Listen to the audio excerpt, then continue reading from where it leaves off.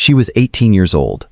3 months into her freshman year, a new sorority, a new major, a new city she was just starting to figure out. The kind of girl who, by all accounts, made people feel like she had known them longer than she had. And in the last 30 minutes of her life, with a gun in the car and no way out, Lauren Burke was kind to the man who was about to kill her.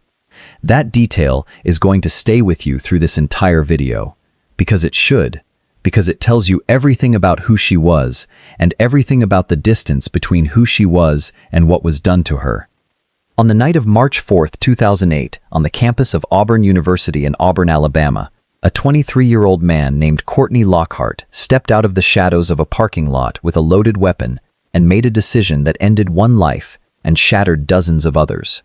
What followed was 30 minutes that Lauren Burke should never have had to survive, a desperate act of courage on a dark highway, and a legal aftermath that is still being argued about today.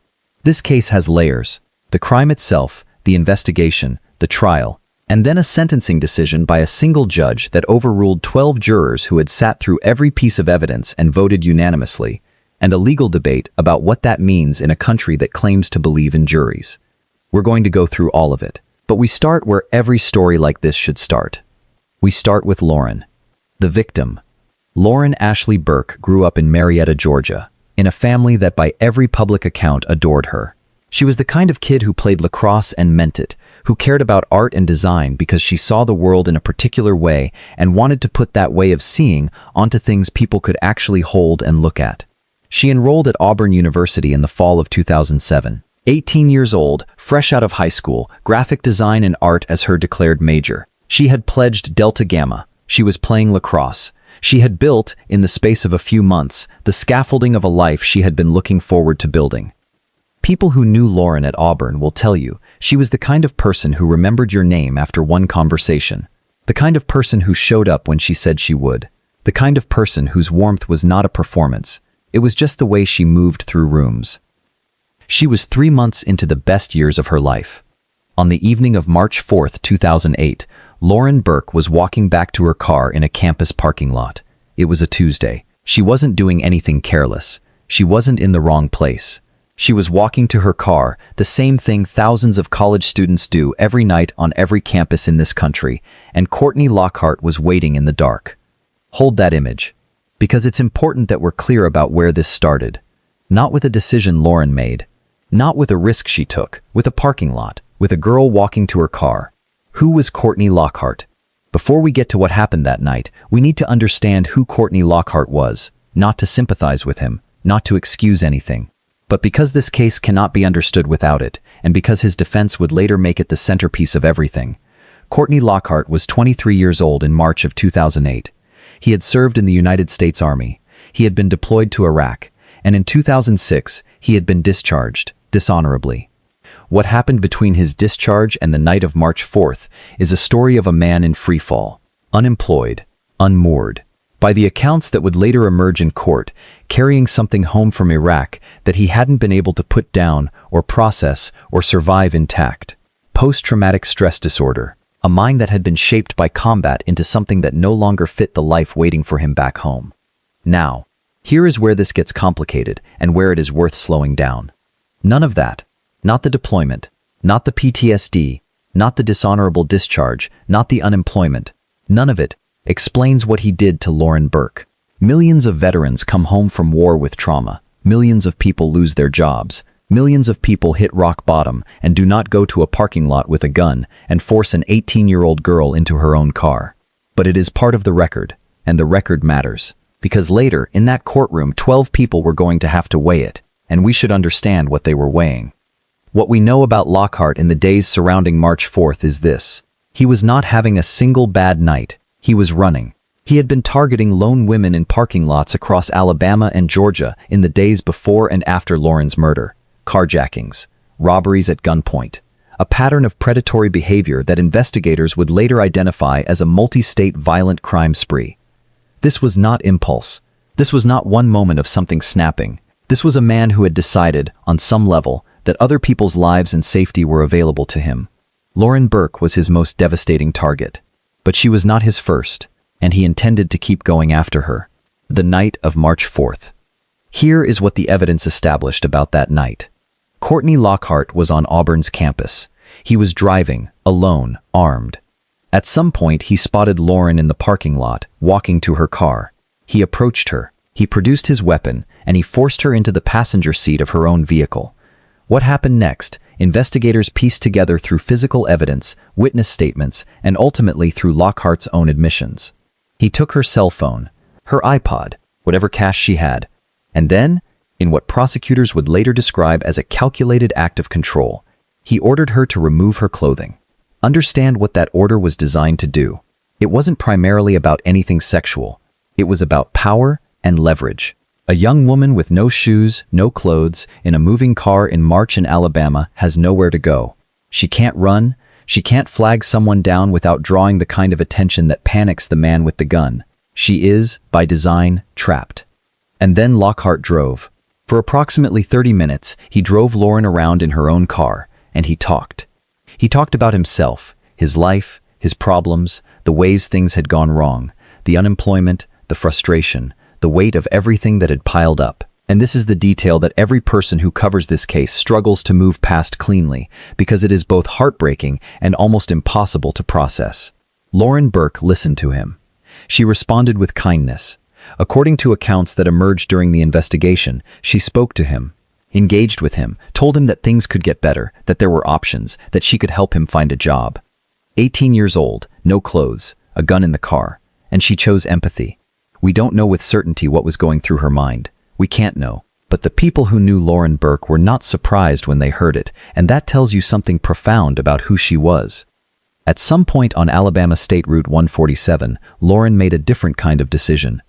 Whatever hope she may have held for a peaceful resolution, something shifted. Maybe she saw where the road was going. Maybe she understood that the longer this went on, the worse her odds became. Maybe she simply reached a moment where the only move left was the most dangerous one. She opened the door of the moving vehicle, and she jumped. It took courage that most people, I want to be honest about this, most people do not have. The kind of courage that overrides every physical instinct for self-preservation, because the alternative is worse than the risk of the jump. Courtney Lockhart fired his weapon before she hit the pavement. The bullet entered Lauren Burke's back and tore through both of her lungs. She was alive when she hit that road. She was alive when the first passers-by stopped. She was alive in the ambulance. She died at East Alabama Medical Center a short time after arrival. She was 18 years old. The burning car, and the 3 days after. What Lockhart did next tells you something important about his state of mind. Specifically, that it was not the state of mind of a man who believed what happened was an accident. He drove Lauren's car back to the Auburn University campus, to the parking lot where he had taken it. He doused the interior in gasoline, he set it on fire, and he walked away. You don't burn a car because something went wrong accidentally. You burn a car because you are trying to destroy evidence. You burn a car because you know what you did, and you are hoping the fire takes it with you. And then, and this is the part of Courtney Lockhart's behavior that is almost difficult to comprehend, he kept going. In the days following Lauren's death, Lockhart continued his crime spree. More parking lots. More women targeted alone, more carjackings. He was still moving, still armed, still hunting. The death of Lauren Burke had not stopped him. It had not shaken him into turning himself in, or going into hiding, or doing anything that would suggest the weight of what he had done had landed on him. He was still out there.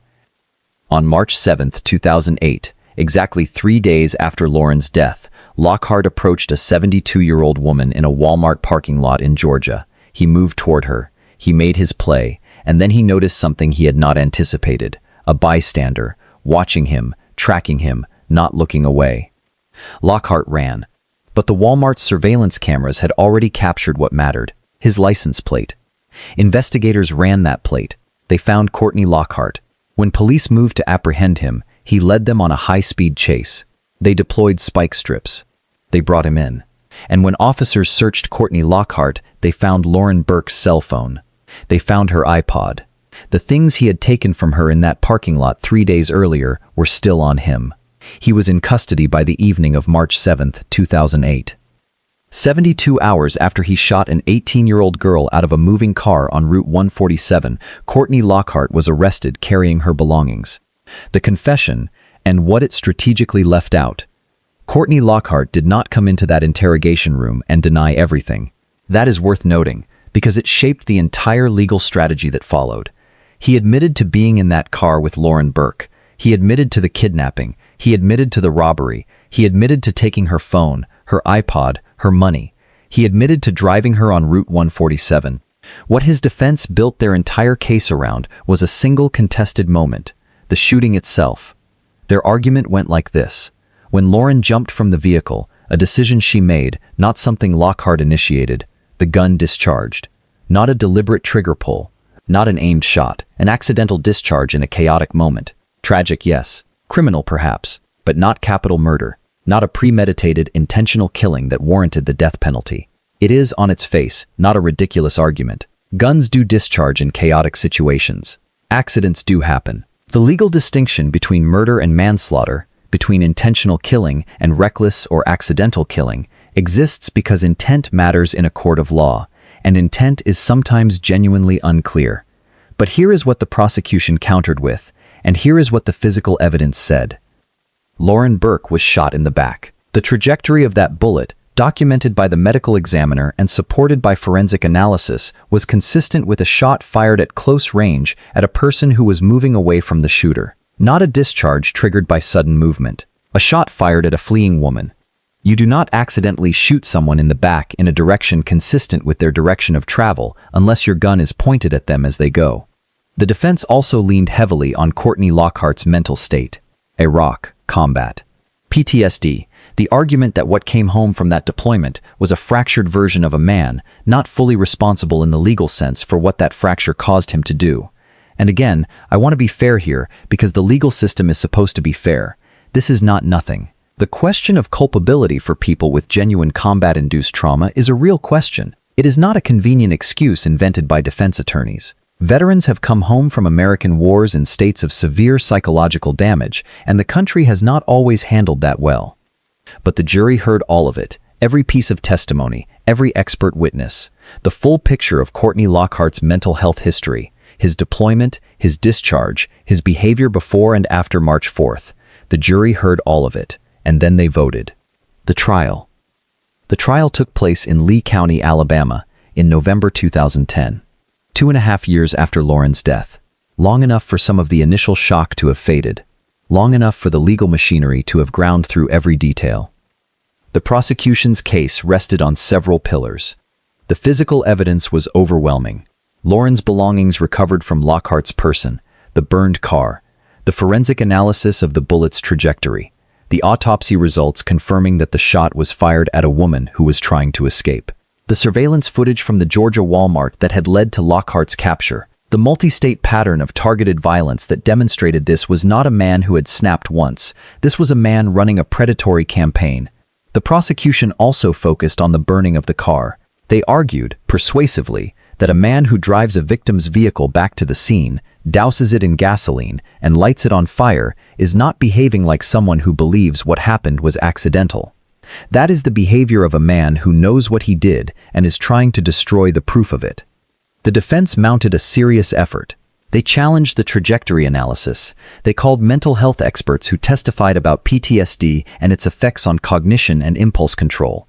They asked the jury to consider Lockhart's military service as context, not as an excuse, but as a lens through which his actions might be understood differently. The jury deliberated, and when they came back, the verdict was guilty. Courtney Lockhart was found guilty of capital murder in the first degree. And then the same 12 people who had just convicted him had to answer a second question. Not whether he was guilty. They had settled that. Now they had to decide what guilty meant for Courtney Lockhart's life.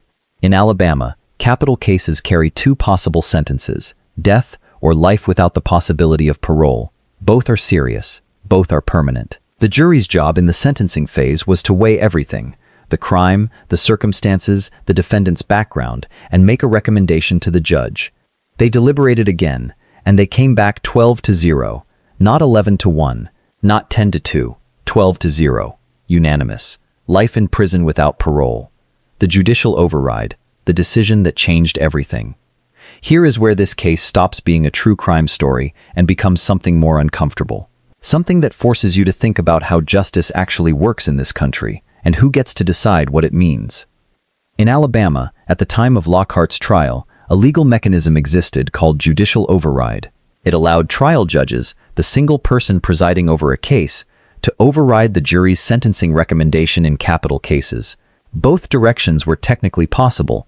A judge could override a death recommendation in favor of life, or could override a life recommendation in favor of death. In practice, judicial override was almost always used in one direction, judges overriding jury recommendations of life to impose death. Alabama was, by the time of Lockhart's sentencing, one of the last states in the country that still permitted this. Most legal scholars had already concluded it was incompatible with the constitutional principles underlying jury trials.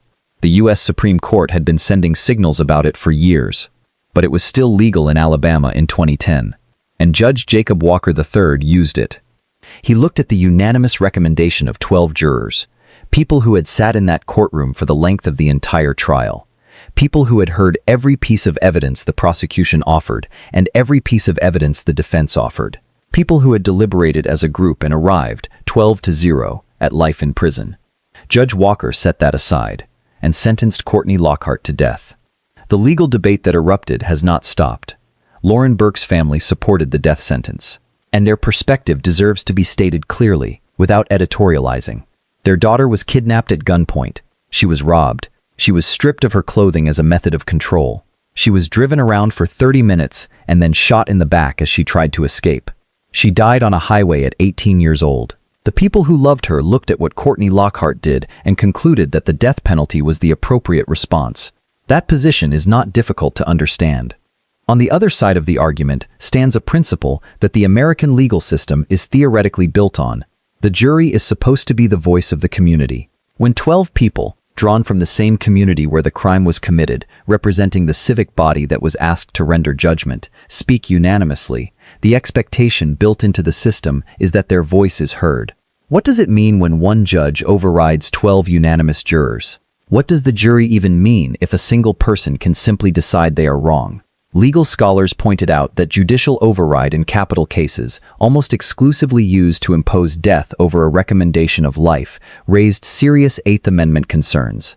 That it transformed capital sentencing into a political act, since judges, unlike jurors, had to face elections.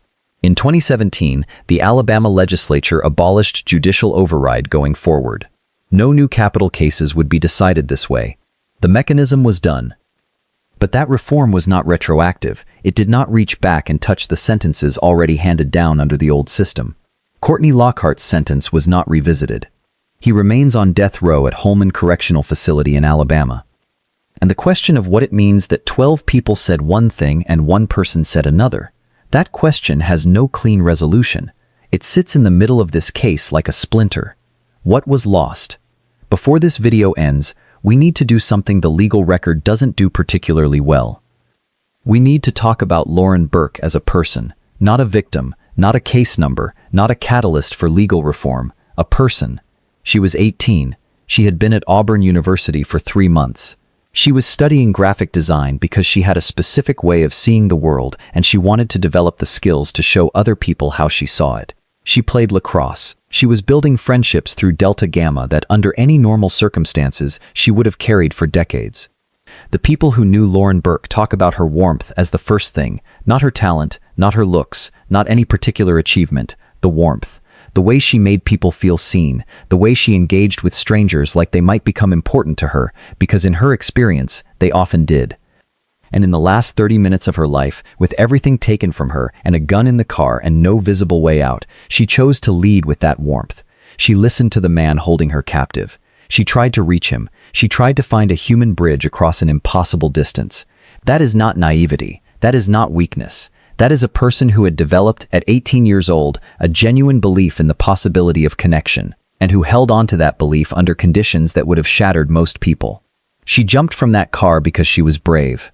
She tried to escape because she understood, on some level, that she was running out of time and she was not going to wait passively for the worst to happen. She ran. She deserved to make it. Lauren's family established the Lauren Burke Memorial Scholarship at Auburn University. It continues to be awarded to students who carry something of what Lauren carried, the creative spirit, the warmth, the willingness to engage fully with the world around them. Delta Gamma at Auburn has honored her memory every year. She has not been forgotten. She should not be forgotten. Her name is Lauren Ashley Burke. She was 18 years old and she was brave and she was kind and she did not deserve what happened to her on March 4th, 2008. Remember that before you remember anything else about this case. The Lauren Burke case sits at the intersection of several conversations this country has never fully resolved. The question of what we owe veterans who come home damaged from wars we sent them to fight, and where the line is between understanding that damage and allowing it to erase accountability for the people it harms. The question of what juries are actually for, and whether a system that allows a single judge to overturn 12 unanimous voices is a system that can honestly claim to serve justice. And the question of what we lose when we reduce cases like this to legal arguments and procedure, when the person at the center of it all, the 18-year-old girl who was kind to the man who shot her, gets swallowed by the machinery of the trial that followed. Lauren Burke deserved better than what happened on Route 147. Her family deserved better than the years of legal proceedings that followed. The debate about judicial override, which Alabama eventually resolved, too late for this case, was a real debate worth having. And Courtney Lockhart sits on death row in Alabama, while that debate echoes around him. None of it brings her back. If this is the kind of breakdown you come here for, subscribing means you'll never miss the next one. And the next case is right here on your screen.